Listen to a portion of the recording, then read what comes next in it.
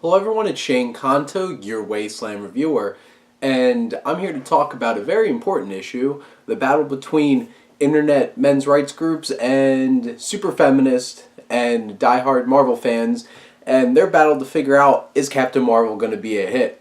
Well, usually I don't really talk about box office and stuff like that in my reviews, but seeing as Captain Marvel just made $150 million this weekend, which is like the sixth highest opening weekend ever, and it made $455 million worldwide. I'm pretty sure this is a hit. So I think Marvel knows what they're doing. And I don't know if all of this nonsense stopped it from making its money.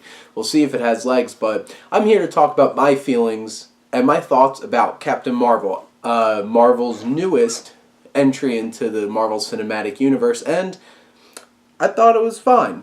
I enjoyed it, and it definitely isn't anywhere near the top in terms of Marvel films for me.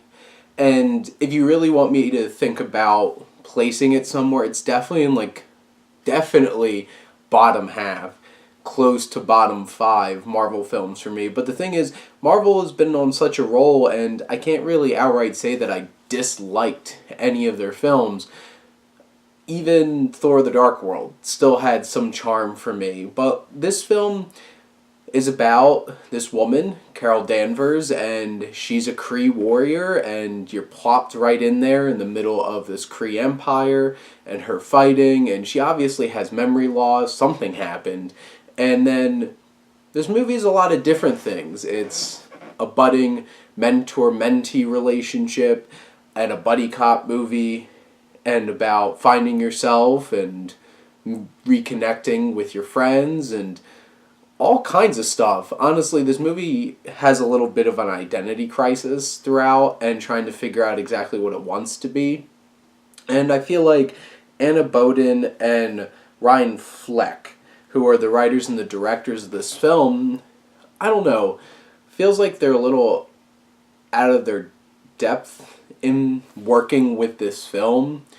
And they're like indie darlings. They're involved in Half Nelson, and this film really feels like it wasn't anything special in terms of the direction.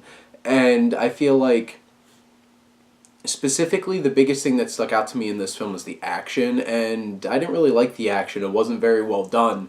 It's overly edited. There's awkward editing. There's bad lighting. There's one particular action sequence that's supposed to be like a big deal towards the end of this film that you can barely see what the hell's going on because the lighting is so bad. And then, I don't know, and for a film like this, you want the action to be a standout. And they really didn't do anything in particular that was super unique or different in this film. And honestly, there wasn't really anything special about the direction of this film. It had some pacing issues. It felt like the first almost half of this film's kind of just like plops you in there. You're just like trying to find your bearings, honestly, and trying to figure out what this film is supposed to be and where we're going with this, and trying to make a connection. Because there's a lot of characters in this film, and a lot of them are pretty wasted. And that's a shame because this has a very talented cast. And really trying to get into the center of this is of Carol Danvers, Captain Marvel. She's a fun protagonist. She's definitely not somebody that really stuck out to me as somebody that I'm excited. Like, I'm really excited to see another film of just her. I'm not, like, that, this film didn't get me that excited. And she's funny, she has some moments, but, like, she struggles to really, really stand out as a character. And I understand in this film it's a kind of reimagining of an origin story as she's trying to find her origins. But I don't know, it's a bit of it doesn't really work on all levels. But in terms of the other characters in this film, Nick Fury's a real standout. And Talos, who's the leader of the Skrulls, turns out to be a very interesting character.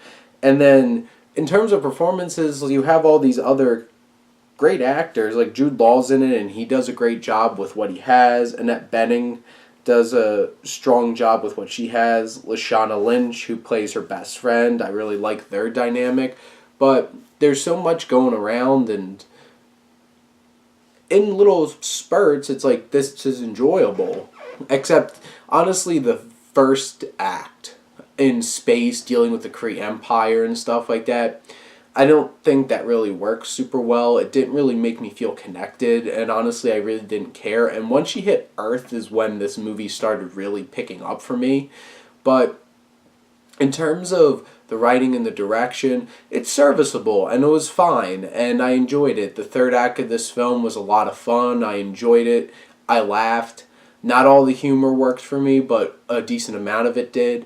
And in terms of the music, I thought that the score had a nice feel to it, had like a electronic kind of vibe similar to Thor Ragnarok, which I appreciated. It gave this film a bit of its own little personality where it was lacking in a lot of other ways. And nothing really was particularly special about the cinematography, but I have to say, the special effects to de-age some of these characters, especially Nick Fury, Samuel L. Jackson looked amazing. The special effects in this were really impressive, and I'm actually hoping that the quality of special effects are there for The Irishman coming out later this year, because then I'm going to be really impressed. But honestly, this film is a fine film. I enjoyed it. I wish I loved it more, but I just didn't. And it has its moments. It has its buildings up. I hope that they do more with Captain Marvel and expand upon her in the future. But overall, I think this is a fine film. You'll have a fun time. I didn't love it, and I hope that you do. I know some people that have seen it that absolutely loved it. It was just fine for me. It was a good time. I'll obviously buy it because I have every other Marvel movie. But it's there. It sets up some interesting things for the MCU and leading into Endgame. I did think it was probably a bad idea to release this less than 2 months before Endgame because, all of my hype is elsewhere. But that's my thoughts on Captain Marvel. Let me know what you think. And let's talk some movies. And thank you as always for supporting your Wasteland Reviewer.